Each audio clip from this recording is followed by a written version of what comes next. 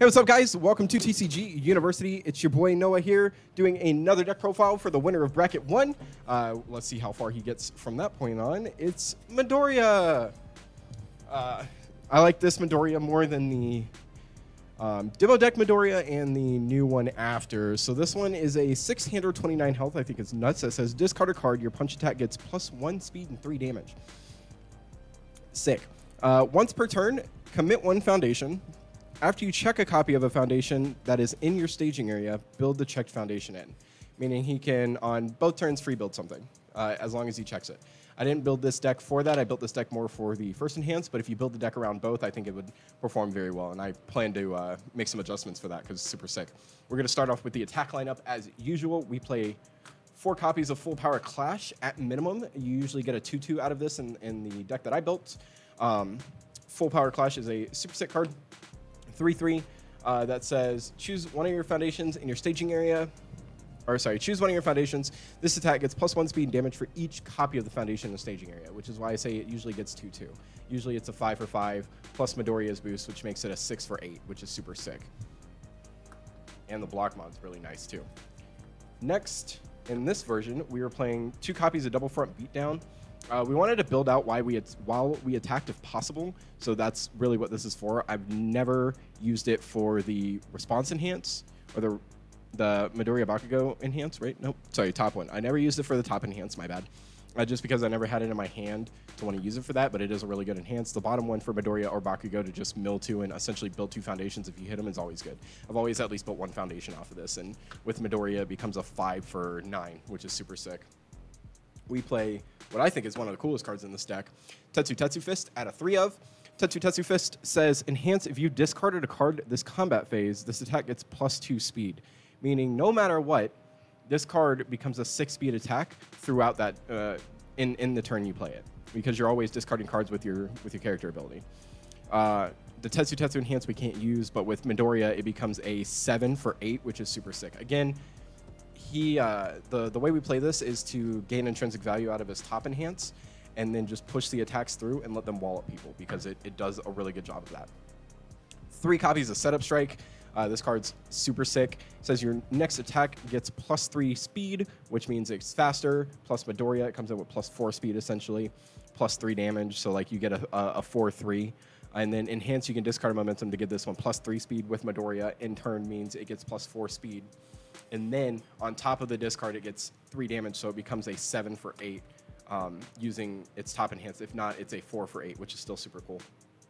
We play another one of the cooler cards I liked in this that I played at a 3 of, Leaping Right Hook. The reason for this card is just to recoup a card back in hand, but it says enhance, this attack gets +2 speed, -2 damage. If it deals, you draw a card.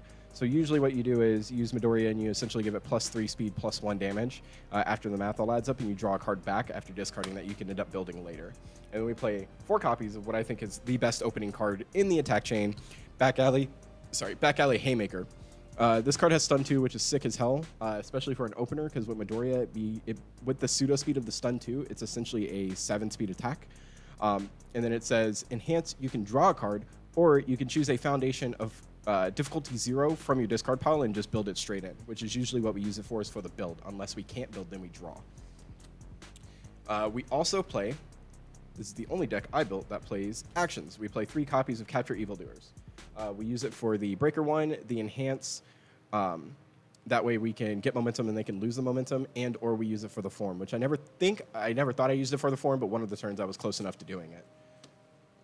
It's a really good block, and that's half the reason it's there, plus the ability to gain momentum for specific attacks. Moving on, I believe, play 2 copies of It Can't Be Fixed. I'd say it's probably better to play 4. This is a very spam-heavy deck, I would assume, when it comes to playing foundations. But with the deck that I built, we played 2 copies of it. It just says, if any of your foundations are committed, you can flip this card and build 1 in from the top of your deck.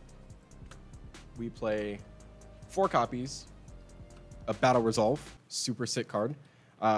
This card I always wanted to put on the field and play. It's a spam that says response, commit, flip. After you lose health, gain 1 health.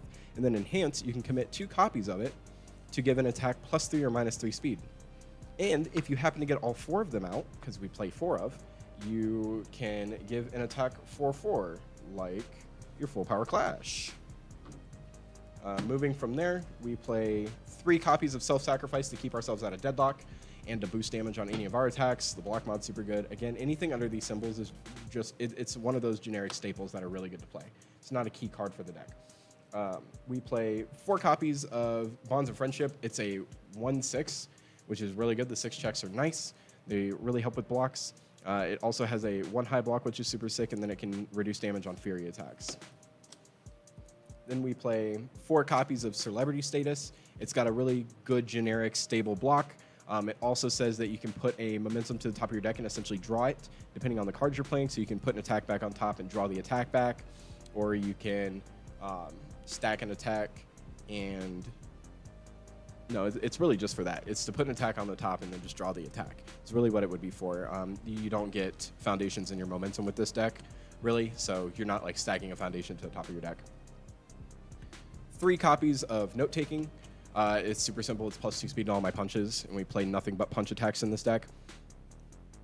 Let me move this over for James. He can put it down below too. We play 3 copies of the Note Taking. It's got a 2 low block, which is super sick, and it's a 1/5. It's just generically good if you're going to play a punch attack deck. We play 2 copies currently of High Value Target. I think it's a really nice card to play at a 1 or 2 of, if possible, probably a 2 of.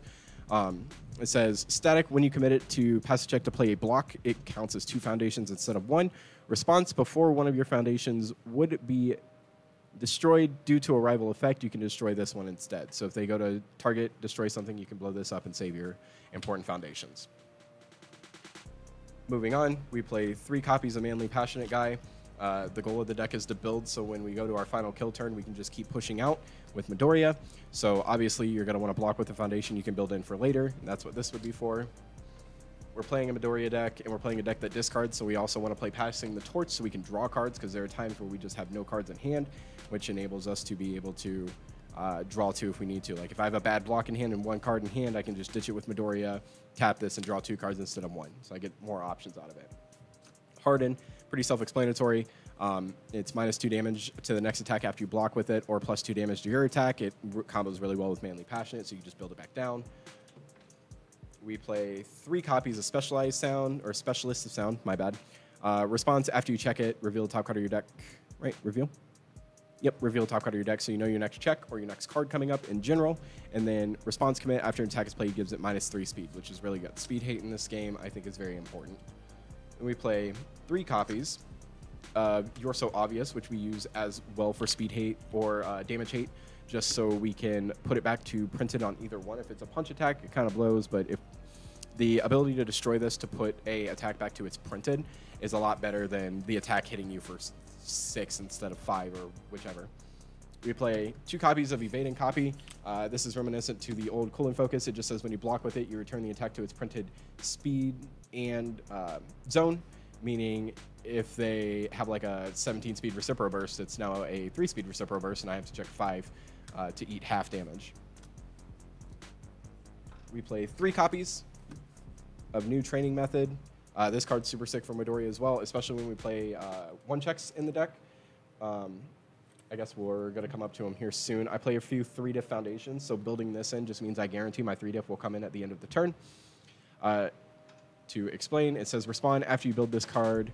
You can build 1 foundation from your hand committed. And then respond, commit, flip. If I check a foundation, I can pick it up.